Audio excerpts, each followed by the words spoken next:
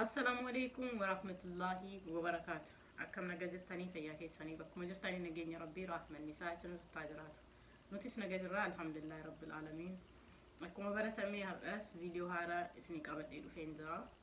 فيديو هاران سوني وان هدو نما جرانيا تبعي نما أجهمو أنا وان أكنا كنا لا همون جالك لا أكنا من الرابرتو وان فدوف وفي كوتي في سوان أجيب فدوف سنفتشا اسنيف دبرسا سن اللي هنقدوما إلى التاني أجيب فتاني أكبرنو ترافدتن أبدين كوا أنا مو هدونا دعامي هدو كيسكو نجاتي والله أجمان حقيقة أجمان كيسكو هدو غافينا أمي غرافي ينجاتي جرا غرانا مديسي جرا كنافو isa sini fidee dhufeen jira daawwattoota kiyyaa gatumuraan faana turaa isiniin jedha. Viidiyochi maalinni mucaa dargaggoo tokko jira. Mucaa ganaa umriin isaa 24 keessayyuu hin dabarre 24 seenee 24 qabatee jira. Haadha isaatiif hangafa. Akkasumayyuu ta'ee umrii isaatii olitti nama hojjetu nama sirriitti dafqee buluu nama taaree buluu haadha ofiitiif gargaaruudhaaf bu'aa bahii hedduu keessa nama darbeedha. Jalqaba irratti odoo umrii saniin gahin duratti hedduun keessa dhaga'uu ni maltanii hangaruu waan irraa baradhee anatti gaafii guddaa uume keessaa isinii himuu fi malee hunda histirii hunda himuu fedhee osoo hin taane kanaaf mucaan kun Nabiila Jallis mucaan kun jalqaba irratti konkolaataa dhiqaa diigee tolchaa kanneen osoo hojjetu jiraatu haati isaa gulliitii dalaydee gulliitii kasala shunkurtii waan akka timaatimii kanneen gulliitii dalaydee guddifattee abbaanis akkasuma waardiyyaa ta'ee guddifatee jechuudha. Akkasumatti barsiifataa hojjechiifataa naamusaan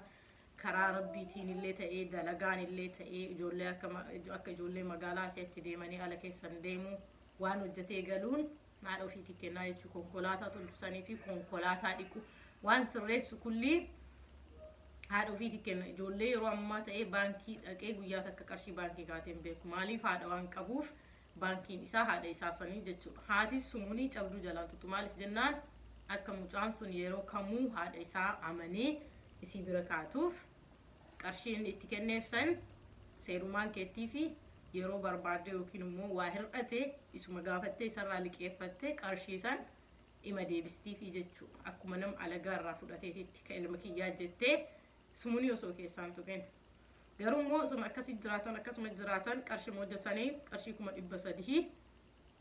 waliin qabate yookiin akka qubiititti qarshii 300 wal kaatee jira jechuu kuufatee guyyaa kaan hedduun keessanii beektanii raayidii biyya keessas galee jira. Isa san makiinaa namaa kennanii waggaa 5 keessatti kafaltee fixuu yoo dandeesse inni fudhataa hojjetaanii irraa kafalaa hojjetaanii irraa kafaltaa jechuudha. So mucaan sun illee hojiin akkanaa ni jira jennaan haadha ofiitiin mari'atee haati shakkitee turte hin ta'u jennaaniin lakkii hojjedheeniin kafalaa ofitti amanamummaan qabaa jedheeni qarshii 300 san ofirraa kennee qarshii kaan immoo liqaadhaan fudhatee jechuudha. Konkolaataan gatii hagam ta'e hundi hedduun keessan ni beektanii. Yeroo ammaa mucaan kun osoo akkasitti qarshii san kennee konkolaataa san fudhatee osoo hojjetu qarshii ji'a 7 keessa akkasitti qarshii 200 kaatee jechuudha. Kan waggaa 5 dhumatu waggaa 3 kafaleen fixa jedhee waadaa seenee garuu pointiin isin qabachuu qabdan kana maraa caalaa jechuudha. Ana wanti akka an osoo ta'e akkas ni godhaa jedhee uf ilaalee wanti jedhe tokko maalinni mucaan kun jalqaba yeroo konkolaataa kana fudhatu ummi maqaa keetiin fuudhaa qarshii kana konkolaataa kana maaliif wanti kun haqa namaatii kanurra jiru. Kanaafuu yoo ati duute anatu hojjetee kafalaan haqaan baa ofirraa baasna. Yoo ani du'e konkolaataa ku gurgurtee qarshii san nurraa kennitaa jedhee umrii ganaa umrii ijoollummaa kanatti hedduun namaa maaliin nama anaa oliitu du'aa ani du'u ilaalcha akkasii wayitu ilma namaa keessa jira jechuudha. Hedduun isaanii anumaan walittu umrii dargaggummaa kanaan waan gara akiraa waan gara du'aa deemne jennee yaannee waan wayi namarraa fuunu tokko an akkanan ta'a ati akkana godhi jennee haadha teennaaf yookiin abbaa keenyaaf carraa akkasii hin kenninu jechuu maaliif hin yaadannu fageessinee yaadanna du'atan nu kaluu jirti as nu bira jirti jennee hin yaannu nam tokko rabbiin aqalii kenneef malee akkasii mucaan kun konkolaataa maqaa haadha isaatiin fuudhee wallahi osoo akkasitti hojjetatu ganama galgala osoo hojjetatu guyyaa takka alatti osoo wantiin jedhin maaliif faamiliin isaa seenaa isaa guutuu himanii jiranii hedduu gara nama nyaataa haadhaaf isa tokkodha inni dhiiraa keessaa. Kanaaf mucaan kun osoo akkas ta'uu gaaf kaan oduma hojjetu akkuma manaa baheen hafee haati soyitee dhabdee barbaadanii du'aa isaa argatanii jechuudha. Waan hedduu garaa nama nyaatu maaliif warroonni konkolaataa yaabbatanii haalli amma jiru baay'ee nama jibbisiisu warra raayidii hojjetu kana warruma yaabbatu fakkaatanii iddoo namni hin jirre geessanii iddoo baay'ee hamaa yookiin namni nama dhaqqabuu hin dandeenye namni arguu hin dandeenyetti geessanii meeshaa namni sun qabu fudhatanii mucaa kana meeshaa isaa waan telefoona ta'ee ragaa isaa waan kamiyyuu argachuu hin dandeenye jechuu karaa gabaabatti mucaa ruktanii waraananii inni akkasitti ni du'e. Konkolaataan yookiin haqxi ambaa inni sodaataa ture sun illee fudhatamte reefka isaa ganaa iyyafatanii soqanii waajjira poolisaa irra deemanii karaa hedduu keessa deemanii reefka isaatu argatanii jechuudha. Hedduun keenya viidiyoo kanarraa yookiin haala mucaa kanarraa barnoota guddaa ni fudhanna jedheen yaada. Maaliif jennaaniin osoo dhaamatu osoo himatu haqa namaallee akka hin feene osoo anuu du'ee ummii xiyyaati konkolaataa kana gurgurtee ni kafaltaa yommuu ati amrii taatee anatu hojjatee kafalaa osoo jedhu innillee dhabame haqxi ambaa sun illee isuma wajjin lixxee jechuudha. Kanaaf daawwattoota kiyya hedduun keessaan wanta bakka yeroo ammaa yeroo waa hojjetan haala amansiisaan taane coraan namaa ofirraa ba'ee ilmi namaa bineensa caalaa nama jibbee maallaqa jaalatee dunyaa jaalatee lubbuu isaa dhiisanii konkolaataa sanii fi maallaqa san osoo fudhatanii humaayyuu miti waan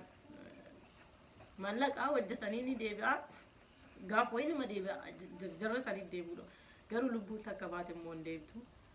Haati isaa immoo tokkocha qabdu sanuun dhabdee boru naa dabarsaa harmeetiyya boru si dabartii anatu boqqonnaa si baafachiisaa anatu hara si galfachiisaa harkaati kasalaan gurgurte kana anatu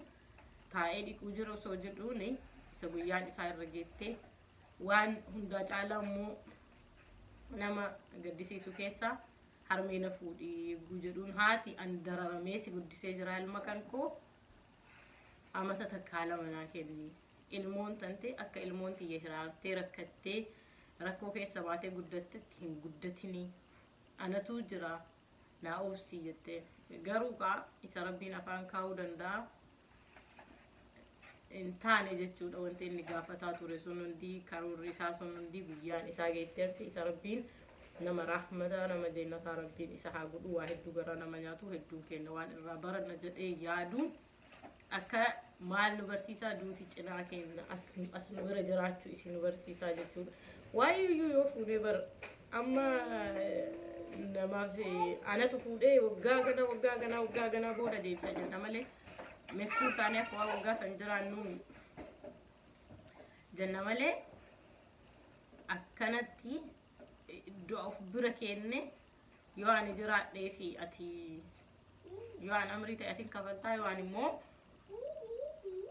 ati amrii taate aniin kafala jennee akkasin namni waa akkana duubee fuunu yookiin namarraa liqaa fuunu hin jiru jechuudha harki. Kanaaf daawwattoota kiyyaa hedduun keenya akkas ta'uu duuti as nu bira jiraachuu hin yaadannu umrii dargaggummaa keenya saniin waan yeroo dheeraa jiraannu seenaa barnoota hedduu irraa fudhatan jedhee yaada. Hundi keessan du'aa godhaa fi nama beeknee osoo hin taane haala isaa istirii isaa yeroo dhageenyu yoo irraa dubbatan garaa nama nyaataa diina ofiitiif iyyuu du'an hawwanii garuu du'a tasaa rabbiin irraan haa oolchu du'a tasaa namni kun ganama yoo ba'u ummaa galgalan deebi'a jedhee haadha ofii kallacha dhungatee obboleeyyan kee ofii anatu isin barsiisaa anatu isinii jira anatu iddoo guddaan isin gaha jedhaanii biraa bahee achiin hafee dhabanii haadha san madaan isii yoomiyyuu hin qooru waa baay'ee hawwaa turte ilma kootitti hin fuudha maal jedhaa turte garummoo qadaraa sababaadha tarabbiilee dagachuun qabnu garummoo roonni akkanaa hojjetan yoo daawwataa jiraatan yookiin immoo faamilii keessaa namni hojii akkanaa hojjetu jiraachuu ni danda'a haga danda'een uf eegu yookiin immoo iddoo namni hin jiraanne maaliif yeroo ammaa teeknooloojiin babal'atee jira maappii yookiin kana maal GPS'n ni mul'isa iddoo baay'ee hamaa ta'e irraa haga dandeettaniin oduu of eeddanii kastamarammoo hundayyuu akka tokkotti amanuu osoo baattanii yeroo halkan yeroo malee osoo hojjetu baattanii maaliif maallaqaa yeroo biraa ni argama nafsiyaan yookiin immoo lubbuun namaa hin argamtu takka baanaan hin argamtu kanaafuu haga dandeettaniin uf eegaa rabbiin isin haa eegu yeroon hammaatee jira amma argatanii jirtaniif yoo ta'e hedduun isaanii magaalaa Finfinnee keessan nu tajaajila maaliif lubbuu isaanii dhabna jedhanii sababa du'a dargaggoo kanaatiin warra kaampaanii raayidii san irratti hiriira bahaa jiru garummoo warri sun idaa konkolaataa isaanillee ganaa dafqee fidaa lubbuu mucaa ofii dhabanii jiranii warroota akkas nama godhanii nyaatan san immoo rabbiin akkamii akka curaa kennee fi lubbuu akkamii akka itti kennee dhiiga namaa nyaatan ani rabbiin tokkochi haa beeku daawwattoota kiyyaa waan dhagahamerraa waan isin barsiisa jedhurraa ofii kootii waan akkanaa waan jaaladhuu fi barnoota hedduu waan irraa argadhuu fi moor waan nam gammachiisu ilaalaa yookiin immoo yeroo hunda bashannanaa kolfuurraa wantoota akkanaa ilaalanii barnoota irraa fudhatanii ufillee ni yaadatanii eessa akka jiran maal akka hojjetaa jiranii namaa barsiisa jedhee waan yaadeef isinii qabadhee dhufee jira wanti isin muufachiisee yoo jiraate faappoinaa lillaa isiniin jedha sumaanu isin immoo yaada keessan barreessuullee hin dagatinaa sheer godhaa namoota hedduu biraan gahaa laayikillee tuqaa isiniin jedha viidiyoo kan koo yoo jaalattaniif daawwattoota kiyyaa sagantaan anarraa qabadhee dhufe kana fakkaataa mucaasan maatii isaatiif rabbiin jajjabina haa kennu isaaf immoo rabbiin jeenata haa kennu nullee warra rabbiin aqlii qabaatee sodaa rabbii qabaatee duuti kaloo kenna ta'uu beeynee waan hojjennu hundarratti isii uf cinaa kaahaa hojii gaarii hojjennu nu haa taasisu rabbiin bakkuma jirtan nagaan naa jiraadhaa assalaamu alaykum wa rahmatullaahi wa barakaatu